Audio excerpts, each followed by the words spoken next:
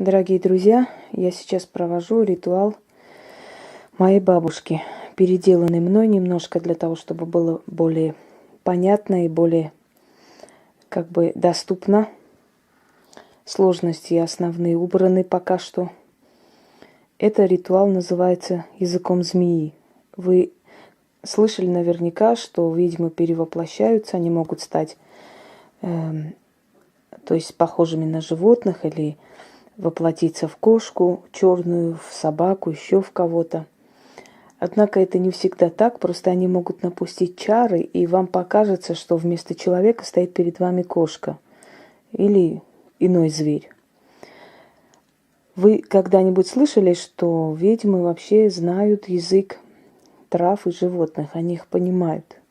На телепатическом уровне они понимают, что говорят животные, что они от них хотят. Именно поэтому ведьмы очень любят кошек, собак, они их подбирают. То есть они чувствуют, понимают их боль.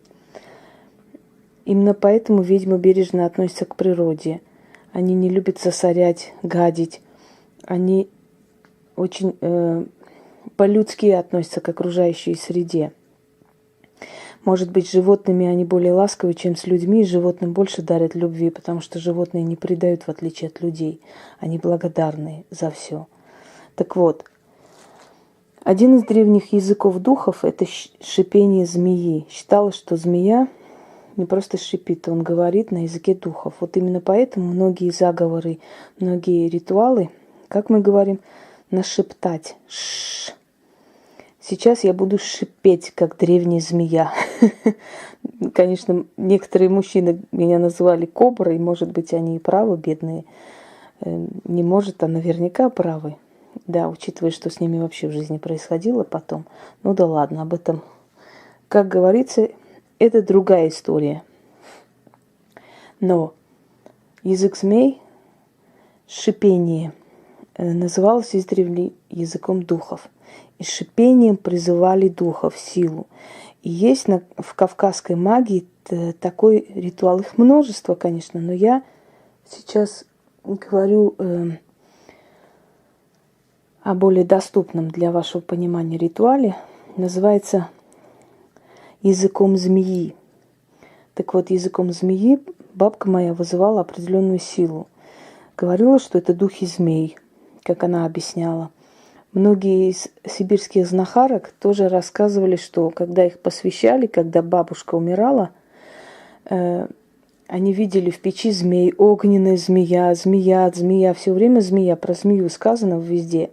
На Кавказе змеиной шкурой лечили испуг. Если ребенок боялся, то находили шкуру змеи, не путайте с кожей. Кожа – это снято с мертвой змеи, шкура – это то, что она скидывает. Считалось, что в этой шкуре очень много ее силы и энергии, поскольку когда змея меняет кожу, то она некоторое время уходит на отдых, она устает вытаскивать из себя, то есть она определенную энергию оставляет. И вот эти шкурки подбирались, и ими делались очень много разных ритуалов. Они больше полезны для снятия, для помощи.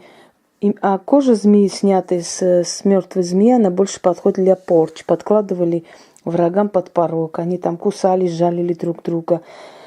Вообще считалось, что наступать на змею, просто так убить рептилию, означало верная смерть. Это каралось как смертный грех. Но люди-то не убивали, а судьба карала таких людей. Сейчас я необычно буду читать это. Очень сильная вещь можно применить, когда вы хотите любимого человека защитить, когда вы хотите просто человека, который к вам обратился, защитить. Берете фотографию, ложите шкуру змеи. Обязательно без шкуры это не имеет никакого смысла. И проводите. Шипите. Я в данный момент буду в своем лице это проводить, естественно, говорить свое имя. По ходу дела вам будет понятно, о чем речь. Итак, начнем.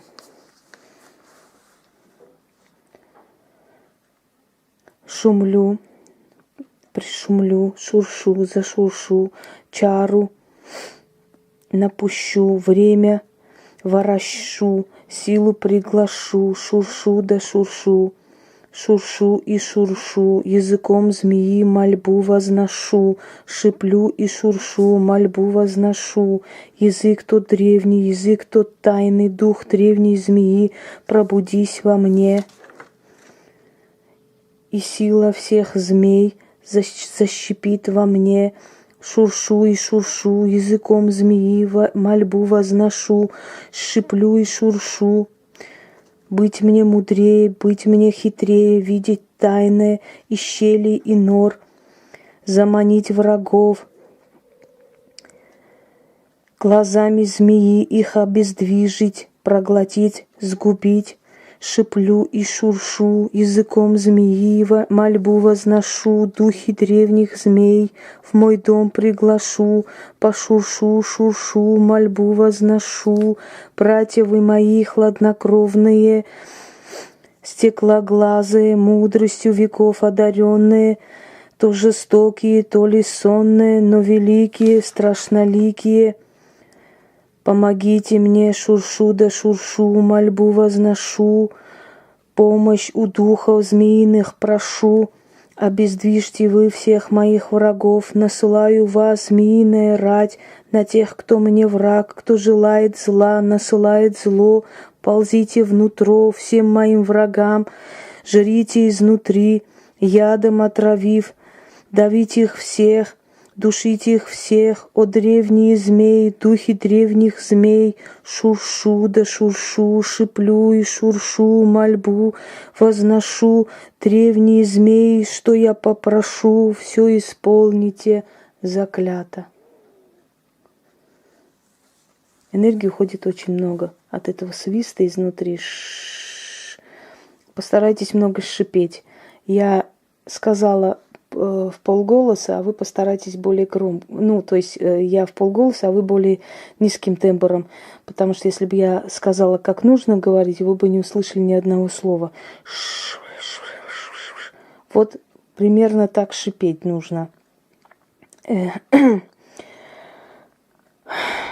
Вооружитесь этими всеми заговорами, если вы практикуете, это вам все пригодится, дорогие друзья. Потому что дорога наша каменистая, завистников, недругов очень много, желающих нажиться на нашем горбу, на нашем труде, ничего не делая, еще больше. Так что готовьтесь, друзья мои. И поэтому пусть они будут у вас в арсенале, будут служить вам. Потому что неизвестно, сколько вам испытаний выпадет на долю. Всем удачи!